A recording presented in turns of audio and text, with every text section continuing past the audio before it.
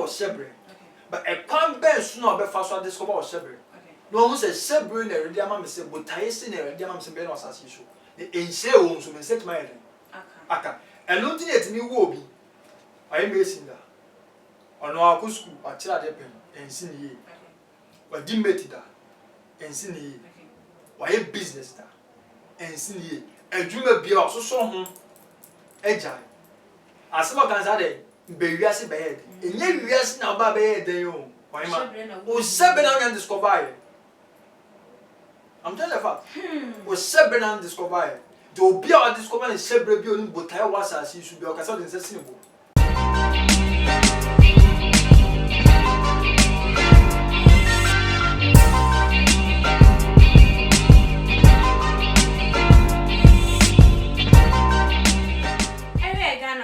Mima obibia akwaba sonkon ede eba too much GH so mosomfo munuaba ekweskapa enena nso menemu edi ehye na so mamuni se meje edwase ya na ensemu a ekotwi ekobreman ena mede eba beto eye apaso ama won susu wetimi akere wadwen ede afa eho na ene de sunsumu ehintasem ena ebre edrusu se mede eba ebebe sommo na ene de ye be kasa e de afa ho abusuafo se de wawuni se mredi kan ye ba ye ne ye de bomb ene bre ye na ene de ye kasa e de afa eye hyebre ehu wo hyebre etisen ekoye enkoye denti ena masa nyoma we nyina esisie ahunhun no tumidia eku editia eye hyebre nyina ene de ye baba bebiebie eniso e de amamo enti menko ba bia agebre na metwa me ho me ba me de baba abesom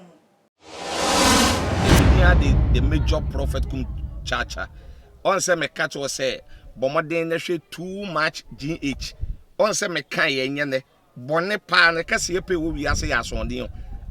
nti na adam wo hu nyame ye no nyam no wo hu ne ma bi a wo hwehwehwehwe e wo other place ne ade kat won na bomoden na be hwe too much GH be hwe na subscribe bomoden o be hwe pe na why subscribe o subscribe subscribe na subscribe na o subscribe a na wo benya ne ma pe a wo pe ne ma papa a wo pe ahwe nyame hira na ura abusia for me sanso emamo akwaba ebim na ene day so for penya me no edi ehia eye prophet abandonding a oda eye alive prayer ministry wo kuma say eye tafo empeswa eso na abusia for kan ho na ye ne eye prophet enkonkodi eye inkita ho odifo ema akwaba difo why for Michelle say that na just me niaji because meaning say she say ya na just ye bie nyoma so ye magana for obibia ehunu eya abrabo ne nia elkwai enye yi nyina yetimi ehunu ne pomasibre odifo ene ye hunu say ye boabra eye yankasa ye die mu agese eye ya brabo ye hyebre a ye chese ewo ye yankasa ye ho aye se bibia be koye se bibi nkoye ye de yenim se ye abrabo ye bebo ene be kire na me pese mi hunu se hyebre ye kasa hyebre kura eno ene den okay ma me da etie for na hwefo ase se ma gibre na mo too much nkoso a na mo hwesa online tv na we be fa so apagya ma brabo e de amam ohima ye ka hyebre on se yo chika se nkrabia yeah Bebri na fan se nkrabia but enye nkrabia okay hyebre ne nkrabia enenam okay the one who sunso ya eda hyebre mu ana eda nkrabia mu a every time be anytime be an be mistake okay eka hyebre ya ade erade botaya erade dia ma o se fabra sasi su ne beye okay ni pa bia wa sasi su bia wo hyebre okay but if fan say e bia obi akonya kwanhia in the early stage ya fan say oh we dey nya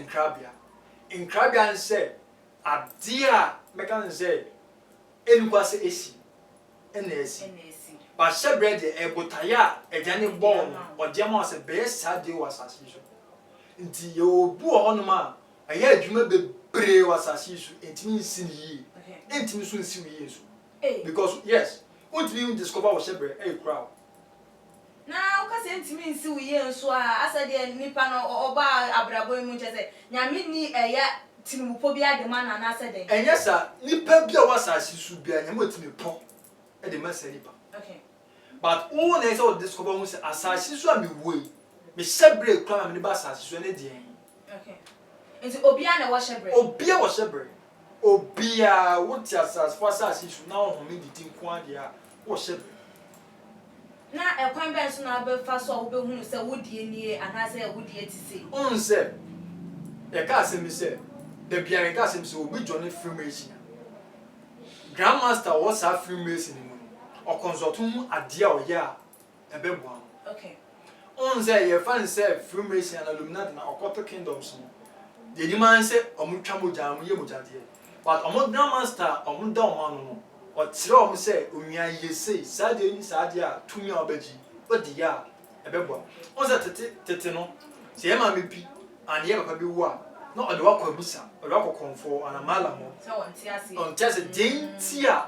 abasase nso na onso malam na konfo so busi de ehun se da bi ni pa ya de ma baba manimi ame kongo so te ebia abosomfo ana sumafo na me hwe denti a abasase nso but this time around the generation ye say yesu abati bibia atwa but bibia nso ntwam aso yo ba ya no ambese no mo be shene this obeshen den dia ade ese wo mun se sa tetemra na ye papa na mo ye no e da so ho e wo nyame mu okay dinipa bia wo shebre a shebre obeyde hu o shebre a awale dia mo se fa pasa se ne be ye di hu dwa because shebre no yo nshire wo shebre okay pa bia wo shebre okay but e kwan ben so na obefa so discover wo shebre okay no hu se shebre na redia ma me se botaye se na redia ma me se be na osase so e nshire wo nso me set my head aka eno ti etimi wo obi ayi mesin da ono akọ school atira de pen ensi ni yi wa dimeti da ensi ni yi wa ye business da ensi ni yi adwuma bia ososo ho eja asema kan sa de be wiase be head enye wiase na ba be head yo wa ma o sebe na yan discover ye I'm telling you fact o sebe na discover do bia o discover na shebre bia oni botai wasase su bia o kasa de nsese ni bo okay o tenchen abeka kere nse ya homaso but enya homaso because olimje kura no oni botai te wasase su okay na shebre no ye wo de ye papa na ye wo de ye bone wo ho ana shebre bia no ye papa ana ye bone hunze ade bi efri ejani nsem bia na ya lepa okay pato dem brothers ade bi efri ejani nsem bia no ya lepa na eba ne sen na ebinom de ye ahunhun no tumi e fight wo mo destroy wo mo e shebre on said secret wo mi say nipa bia nya me bo nipa no o de shebre ne no nyam tu nipa so okay because say o say abofo nya me bo no de nsuo eni ja eni mframa adase ba ye nipa no you got the 4 elements okay aye nsuo eye ja ye mframa e ndotie na sorry abofo nso ye eja eni mframa 2 elements okay dent na really ye 4 elements no ye abofo 2 elements because yen no also oboni pass ni suban ni seso ato the brothers ade bia so a eje na funi mu aboni suban ni seso na say ye nipa oboye no value very much okay inti say okay ntwa no inti say ye wo ba sase so a sa animonyam na efi eja ni nsem atọ so no sunsun boni bi so o kwanche ba bia sa botai na rade de wo ba sase so on pese ba be accomplish because ebra nyame bo ni pe wie no Lucifer ni be bre ni pa yes enu ne nya Lucifer ni bre ni pa enu ti na all the bia always be cause tormenting ni pa bra bo say botaya ready bo ni pa no emamuta ti ya nkofo apini a wo mo esie ne nyoma enkoye nyina na Lucifer kwanya ko ye ne ka ho on say answer na nyame be ma susun boni bi ade boni bi ato no no e di na chiwade ka eja no nti de bia ne nti omo aye anasa bibia kutia wo mo shebre no because of echiwade omo de aka eja no omo echiwade bia aka ye hwe joba na echiwade bia on fan kan nyame enso still na on say job de me twa no job de no nim shebre kura no no oguso onam sa shebre no go no so eja no okay dem jo so atiase but ensobe ene Satan ekọ eja no ene ko kasa fa job no eno no enye shebre sefo but you obu on ma otebusuani ohun so be pa kese daachi ba be MPB ba be minister bi ba be D4 kese bu abusuani to ohun se nipa obe sade na tumidi oboni na ekwame no e ma ni mam the obenzo best start assuretia ensuma na e crowd para dem to others ensuma na e crowd ohun se nipa ba be titiri mu obe sore etia enu na se be o ma me papa sunsun bi onan sunsun bi a ewere tumi a wa sew nti prophet na mmeti wase ya ye won sunsun ye da obi a wo tan wo na ye won sunsun ye wo obi a ope wo seye on se o town no ene o se ni na no se men town wa men pe o se da dem jo ata se se bible so ye mo mpa ye ma ya tan fo nti so obi a wo tan wo ne de o se wo ne na mo de a na cha se nipa no o bo mpa ya ma do be se mo pese ye be di ni no e fa no mo rade ni ye be ko mo e be ko mo mo nko sunsun bone but obi a odi ntro ele to so no nka no ya aka mo na rade se fa mo no mo ni bo mpa nsre mo se oni omo ntembele e be fa but obi o ko sunsun bone o ko be ye tumi o tebusuo o bo mpa se rade hu ni mo bo Bible tells us say nipa o ko anyen anyen tumi no ye mane entrance na dwene kwa po yini se o ye nipa no fa jana se dia go be fo dwene jana ni obi ka dem to what as it enu cramponti no utimi oh so obi o di be fo dwene bia one promise and faith woni utimi ya spiritual marriage utimi spiritually be bia kwa ni penya wo duru on ma ye pamo se wunimu de wunimo a metu emi me ba ibru nsam ba wuni na me sore na de bia me ye adwane de ma wa wuni de bia gu adwane so di nipa bebre nya fibro ahunbone adwane a amkoto abonten edi yam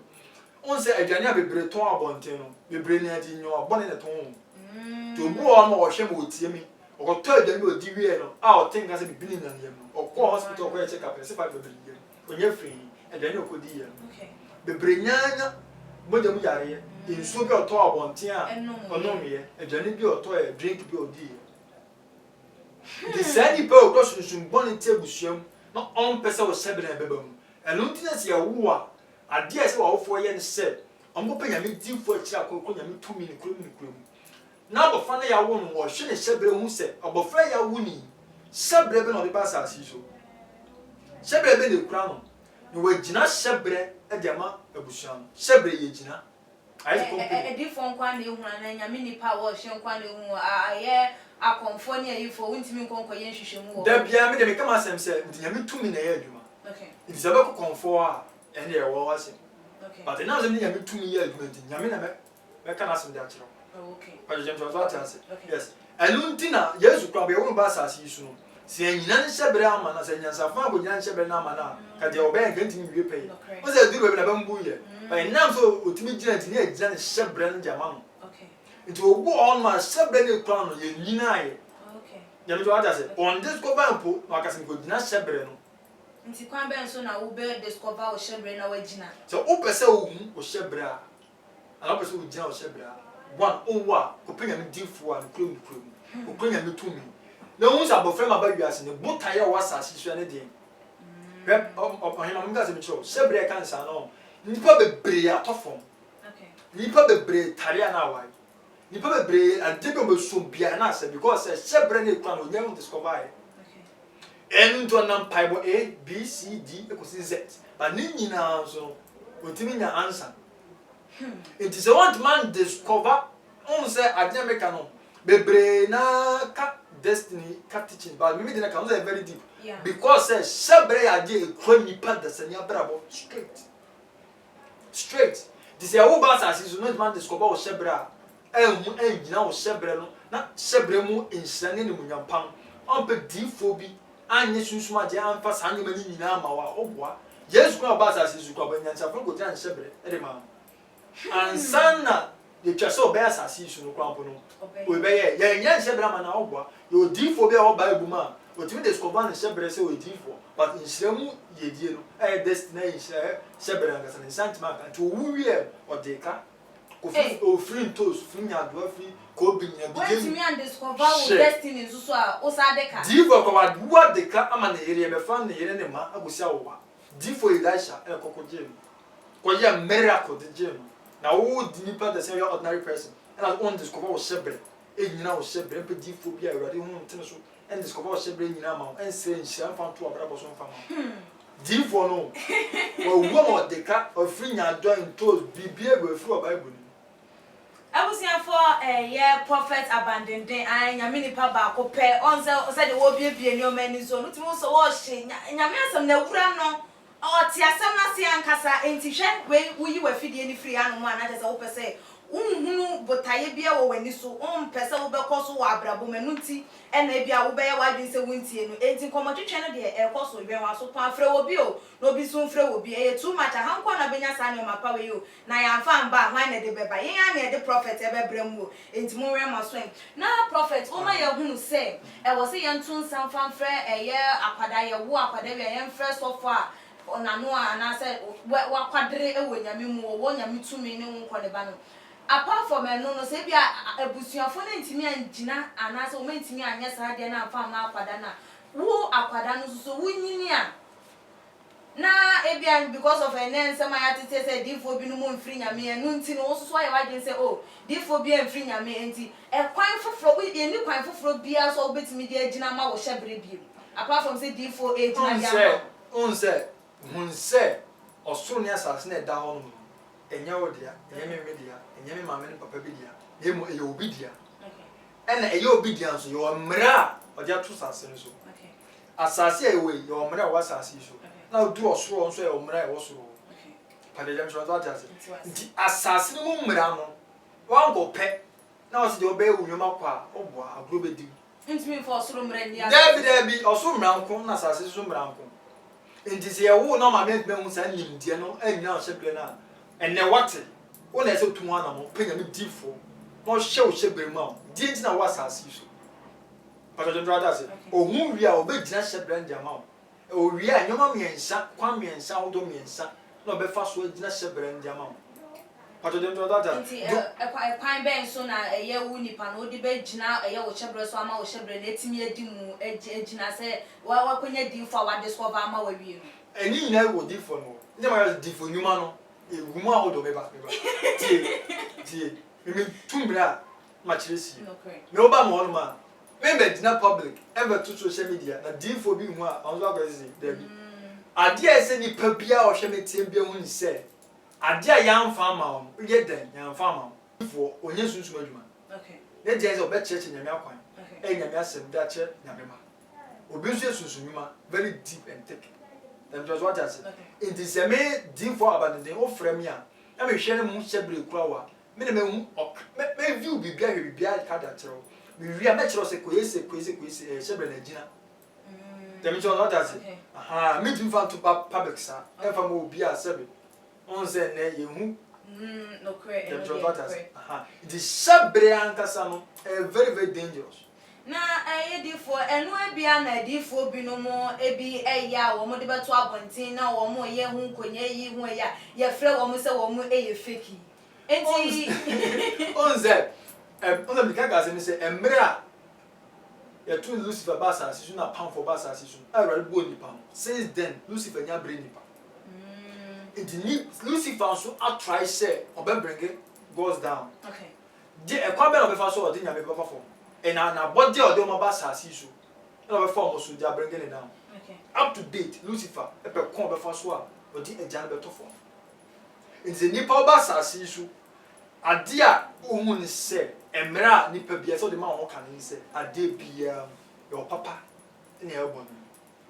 dem just what us it would mean discover say a different nyina e trofo a different nyanya papa there be bia wo koy no menye papa me abandon dem ye papa but dem just what us it different juma no e mun levels e na de dem nya bre shebre no say shebre on when man discover e be den se gun skin mo brabo obi akotena brochire 20 years otimi frame papa about 20 years 15 years ejuma kramp no minye bi be e bi so na nya brochire na e sokotena o nhire nya wa Ghana but enim say utu kwan ko boni obi man so a odi yedi ko fa yedi fro ba but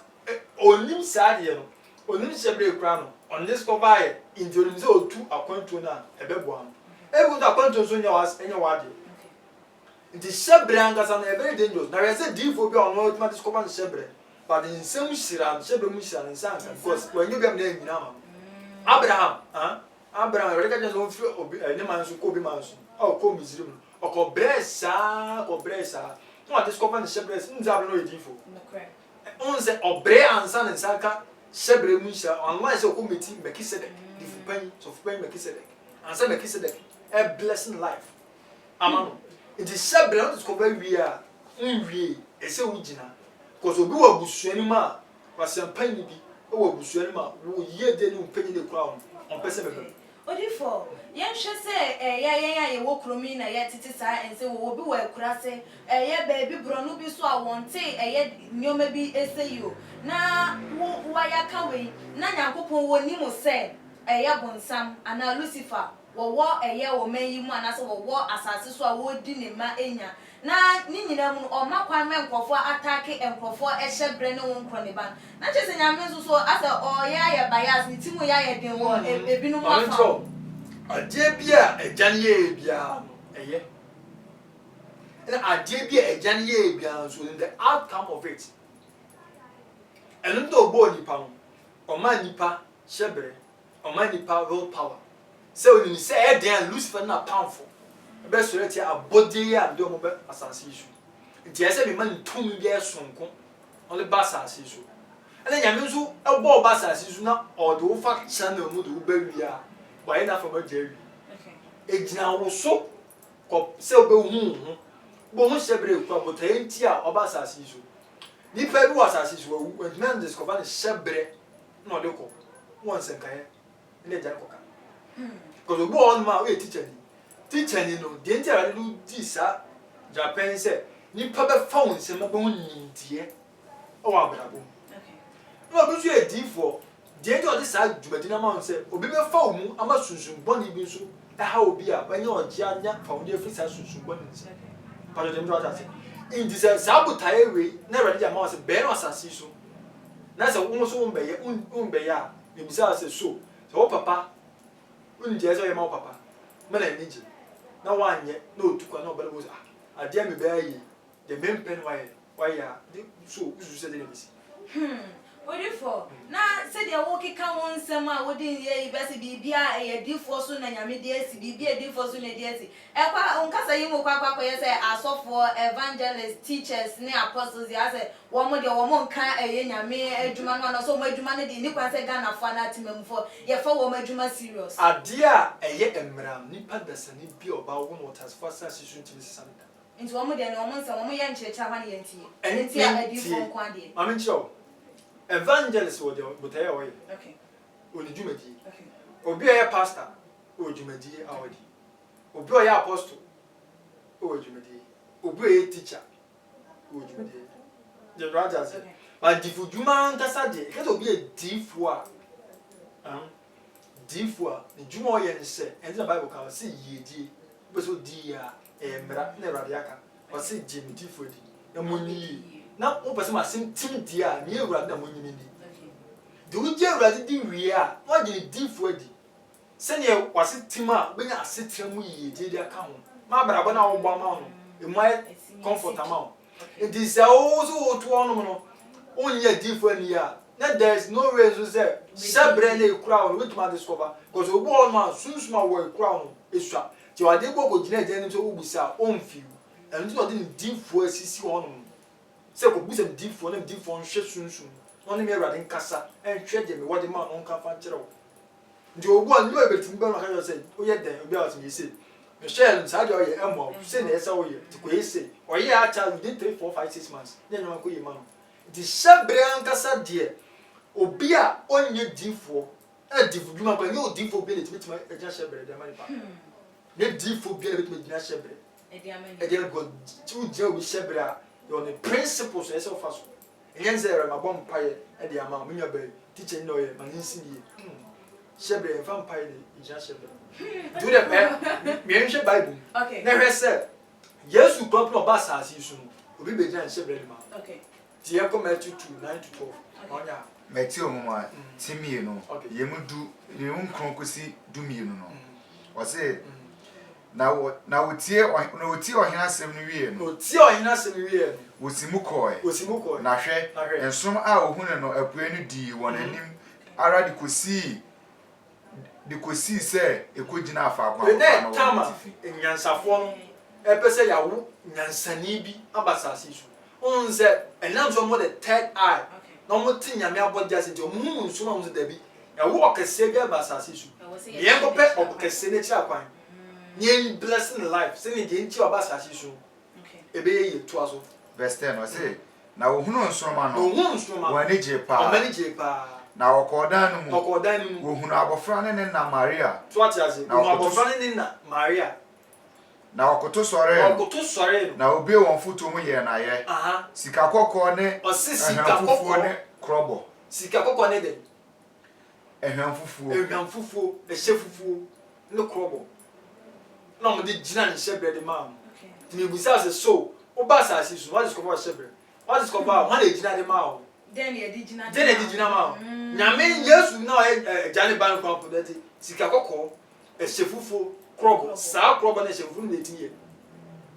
e obi o he mi onim fom yi no say di for asmo kan onim fom ampa da mi no ta say Yesu ni kwa pro no e jani ban mu o tin sani fa so duro have me o tin sani fa so so no crampo ni ono kwa be gina ne shebre ndia man say de obe ne be wie pay ye hwe di for na oba asasi so a obe de ka no yanko 2 Kings the first 2 Kings onya di for ono ngo so e di for no obetna asasi so adeka ama ye be fa na ire ne ma wonso so discover o shebe yango ahemfo mo etosumie no etinai no etibaako okay ahemfo mo etosumie no tinai yimbaako kosi insia no okay na odifo emanu baako yire tiam ka kire Elisa se difo Elisha wako a mikunu awu na wara wonim se na wako asuro Awurade na okafo abare befa mema benu akoye befa mema elikoye onyenko o edifo zo wa ma odeka to azo na Elisa bisa no se edie na menyema o kyereme edie na wo efie na obua se wa fe na ne hwefie je enwo no ehina ba shemera ka Elisha ye to azo na Elisa ka se Fredi kofemfem ihina wo won a wotete ben wo nyina enchen omon go fa bottles ni nyina be si na nim se ihina hunu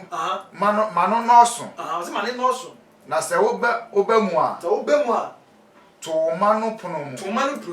na hwehwe egu ihina no direction now so that say the direction be any one we say di fa baba apanchira tie na hwehwe egu ihina no nyina mu na fa de aye no sisi nchen na ofiri ne nchen koi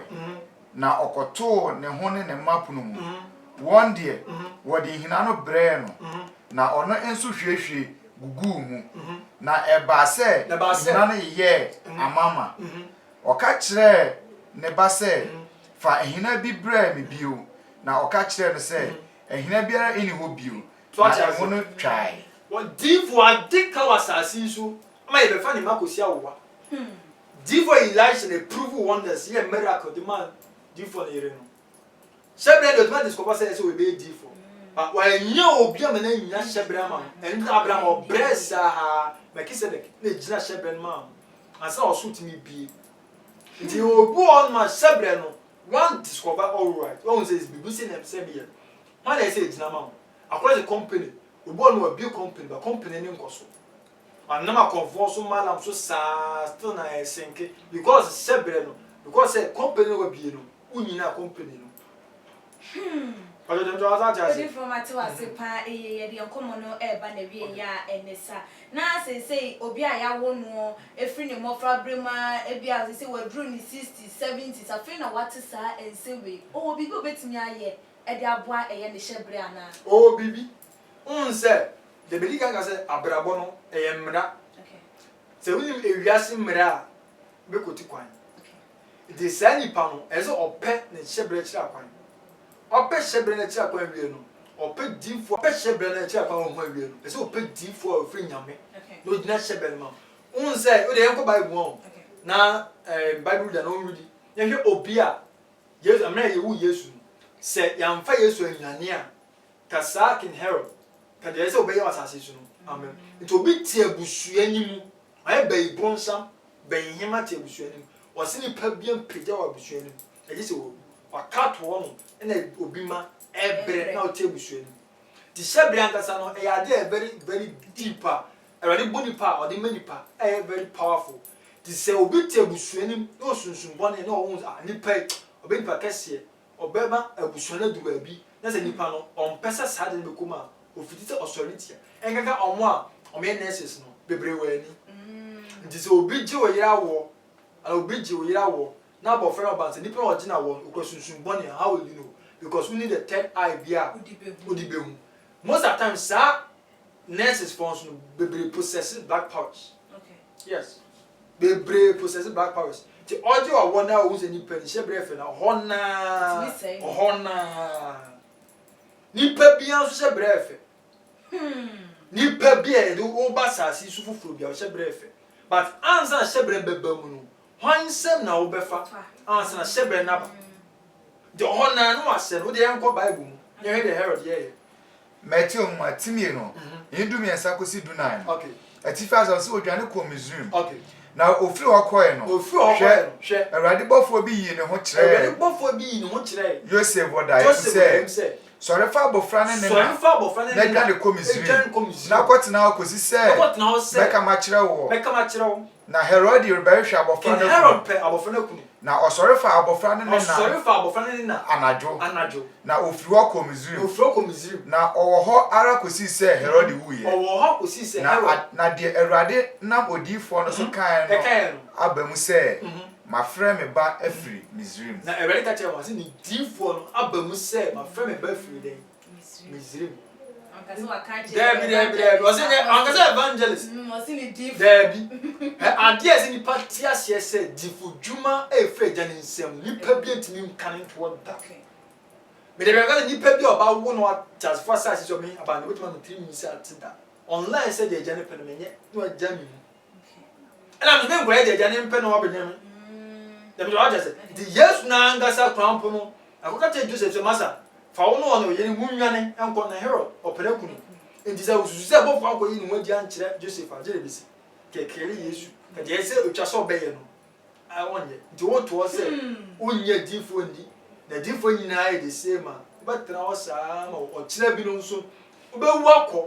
na ko dura gye n'anim a aka che gya ne se agya meji eminim obi anka ankyere be becho isa no pa ewe sa odi for abandoned ever no fa eya wonse no bone ni na tofa na ye fa ye dwumadi no ensia enesa me de den na asma me kan se penyame di fo akira kwan a okranyame tumi na ewere mfa no so mo engaze edi fo nyina ba nyina de se mo boa unya nhia me abandoned me mo empuni me na ba de busku na asma fa ba ko and now this is a winning and swatch for phone and for pen for paper 0248 45 2910 0248 45 2910 and that's 020 64 74 258 020 64 74 258 Fabako na a firm and entry common. Makachra will say, Kai said, Nyame and Onyankopon. And Jana Kasano or existed. Nipa bebre na say there's no God, there's no Jesus Christ. They are deceiving you people. But when now, never got his own makra. Yo, I was here for a live prayer ministry so for Penya or that and no a prophet abandoned and now no so another day son no a chain a year and come was a while with if you were who there was a way yet one who I can't there was a one fan count Emma and that day say was shebre and Timim Coswa and Timmy Edna and a young one a bit me or just a diffwa or when you meet a more war day na war she or no in a bit me I say Jumano a day and my war. I was here for her and a dear Jumadian subscribe to your channel no like your videos na share follow your IG page at @SumaGH_meeting at the Aquarius Kappa. That's an ye best and share macram.